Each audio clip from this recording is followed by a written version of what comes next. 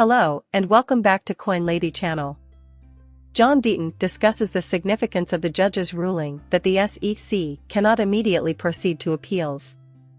Then, he addressed my inquiry. I was curious about John's thoughts on the SEC's next move, so I asked him what he thought should be done. As we'll see, his answer has some support.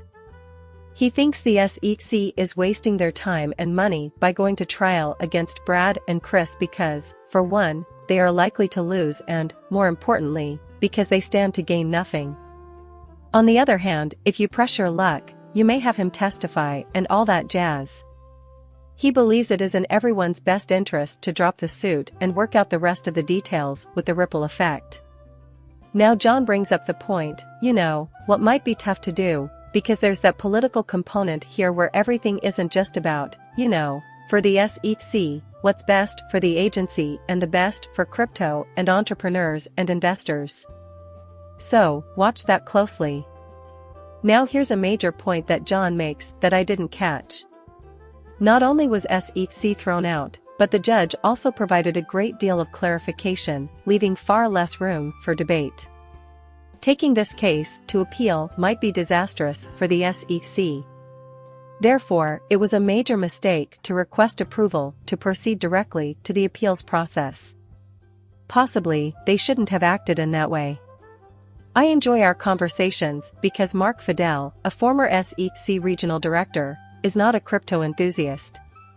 There is no ambiguity in the reply you receive here.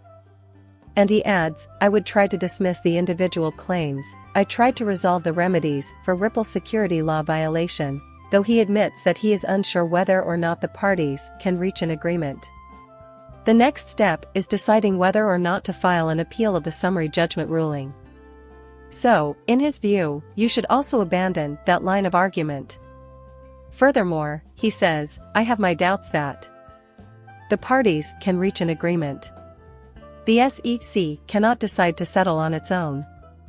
But he thinks it would be a bad idea to keep going after that person. Hence, if he were in a position of authority, he would want to insert himself there.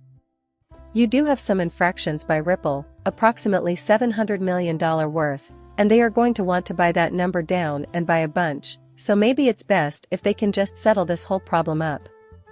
Now, after all these years, the SEC should just settle this out, figure up a number that Ripple can handle, and close that part out and stop with your foolishness against Brad and Chris, so that everyone can go on. We'll have to wait and see if the political aspect prevents it from happening. Or perhaps Gary Gensler simply believes he can push through to a better outcome. However, as an investor, I have already stated that XRP is not a security, and I believe most people would agree we have reached a dead end. I don't give a hoot what they do now since XRP will be fully liquid and will be trading on secondary markets. But if they can work out a settlement, it's not as pressing as it was previously. However, this eliminates a great deal of danger. For the simple reason that anything may go wrong in an appeals process. You now have a new judge making decisions for you. That's obviously something you're hoping to avoid. If you can remove that uncertainty and end the conflict with the SEC, I believe that institutional investors will be more eager to put their money into XRP. So while this isn't as crucial as some of the things in the past, I think it will be massive for both ripples of business going forward trying to IPO and XRP as a cryptocurrency if they can settle this out and end this once and for all, knowing that there is, in fact, nothing looming at the present time. Big is how I see it.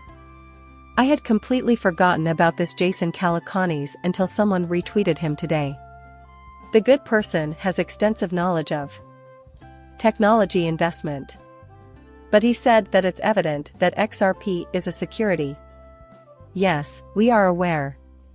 What the judge actually ruled was that XRP is not a security, so that can't be right. When it is traded on the secondary market, it is no longer governed by the SEC. This is what I'd tell you whenever anyone stated the obvious. They are completely uninformed. The law around this type of cutting-edge technology is brand new. No one could have predicted the specific outcome of this court case. Even before we got summary judgment, knowledgeable people like John Deaton and Mark Fago the former SEC regional director, cautioned us that there was no clear-cut case. Furthermore, no promises can be made. Thus, this choice was purely based on ignorance. And perhaps Jason can republish something and make the necessary changes here. The statement is completely false, as XRP is not a security. Not one thing here is simple to grasp. I'm happy to report that XRP is flourishing at the moment. Up to 53 cents now. This is what I would recommend to you, too. If the cryptocurrency market is showing signs of stabilization and eventual expansion, then XRP is likely to continue its upward trajectory and do fairly well. However, try not to get too caught up in the highs and lows. All we're doing is attempting to get rid of a lot of issues. In this way, XRP will be ready to maximize its potential when we enter the next development phase. That, I believe, bodes well. If the financial markets have some trouble, my point is that you shouldn't be too saddened by the decline in the value of XRP. After all, assets tend to fall in value when circumstances are rough. Right now, I'm where I am in XRP. And it will start playing its rockin' tunes once more. We've reached cruising altitude and are currently circling the launch site in anticipation of the final countdown. This article was on the desk of Dale Coin. Kevin O'Leary predicted that the crypto cowboys will soon disappear. He is what I call a crypto cowboy. Even now, he's a Sam Bankman-Fried apologist. The dude is decent. His intentions are admirable, and it's great that he wants to do so much good, but he plans to fund his endeavors with money that rightfully belongs to other people's investment. We take a look at Kevin O'Leary's overall behavior and wonder how he can keep pushing up DX while also practically promoting Sam Bankman for free. He's merely a hired shill who won't confess he made a mistake, despite the fact that he was paid $15 million for 20 hours of service, 20 social media postings, 1 virtual lunch, and 50 signatures on top of that. And there's no way to spin what happened with Sam Bankman and Frieden FTX as anything other than fraud. Bankman stole money that didn't belong to him and spent it carelessly. Just wasteful advertising campaigns, lavish salaries for random athletes, and reckless gambling. That's essentially what transpired. They're going to say that withdrawals are to blame, but that shouldn't be a problem if you've set aside enough money for individuals to withdraw. And it was really just, crazy antics, placing risky wagers with other people's money. And ultimately, it all comes down to thievery.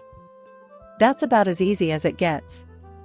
Finally, there's been a lot of interesting talk about a potential new addition to the XRP ledger. It's the so-called clawback function. Let's speak about this, because the last time we did, I guess I went off into the weeds about where I think the future is headed. Therefore, XRP is irrelevant to this discussion. This clawback functionality would only be activated if you specifically requested it. If you're going to play around with an asset, you should probably know that the issuer can take your money back if you mess up. In most cases, this would resemble a stable cryptocurrency.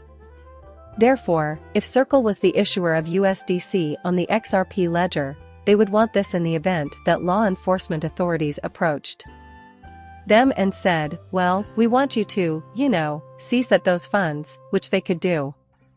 However, I believe this is necessary for reliable currencies and other network functions. Therefore, if you don't want to deal with this, you should avoid using USDC, Tether, or any other asset that has this feature enabled, and instead use standard cryptocurrencies like XRP, Bitcoin, or Ethereum. On Ledger.net, David Schwartz, who manages the validators, isn't fond of clawbacks, but is a fan of freezes, thus there's some disagreement about which method is preferable. And there's just a ton of fascinating discussion to be had. All I care about is having stable currency on the XRP ledger, and I don't care whatever approach we take. And so long as there are no XRP-related clawbacks or other such shenanigans, I'm good with it. Okay, let's go ahead and do it. And sophisticated network with advanced features would typically implement something like this. As we progress. And if you want nothing but pure cryptocurrencies, you can use networks like Bitcoin that don't allow this. However, you won't have access to features like stable currency and instantaneous transactions as you would on the XRP ledger or the Ethereum blockchain. Leave a comment and tell me what you think. Please subscribe and hit the like button. See you later, bye.